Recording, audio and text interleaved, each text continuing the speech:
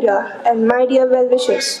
This is an appeal from the future as a representative of India's next generation, one of the largest, most diverse, and most hopeful generations of this nation.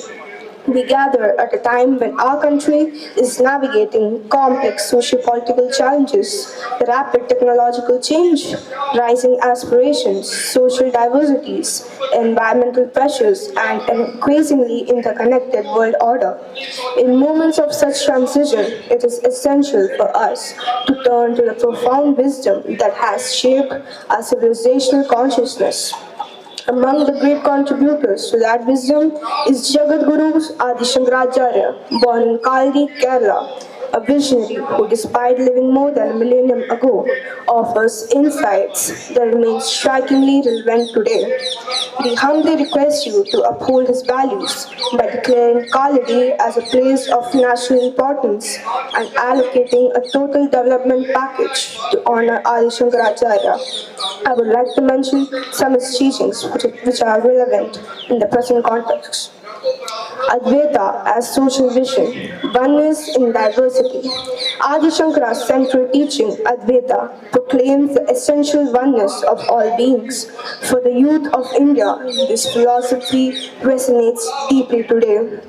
In a socio-political environment often strained by polarization, demographic segmentations, and competing narratives, Shankara's message urges us to look beyond divisions, whether of caste, creed, language, or ideology. Honorable Prime Minister, the youth of India seek a future where unity is not uniformity but harmony, a future where diversity is not a challenge to be managed but a strength to be celebrated. We request you to install the statue of Advaita in the middle of River Periyar to propagate this message of Advaita. Vichara, the need for critical inquiry. Shankaracharya taught that Vichara, the spirit of inquiry, is essential for liberation from ignorance. Today's young generation is highly informed, digitally connected, and globally exposed. But we also face unprecedented levels of misinformation, ideological conflict, and social media-driven echo chambers. In such times, we seek your leadership in fostering education that cultivates critical thinking, platforms that encourage healthy dialogue, and policies that empower young minds to question constructively. Shankara reminds us that truth reveals itself only where inquiry is fearless and free. Dharma, ethical leadership and responsibility. For Shankaracharya, Dharma was not merely ritual, it was righteous responsibility. In the present socio-political scenario, the youth are eager to see a culture where public life is guided by integrity, compassion, and accountability. We are not asking for perfection, we are asking for inspiration. We are not asking for certainty, we are asking for transparency. We are not asking for privilege, we are asking for opportunity. As India's youth, we believe that governance rooted in Dharma must embody fairness, justice, and empathy, values at the core of Shankara's teachings. Bridging material progress and spiritual inner strength. India is progressing rapidly, economically, technologically, and globally. But Shankaracharya reminds us that true progress harmonizes the material and the spiritual.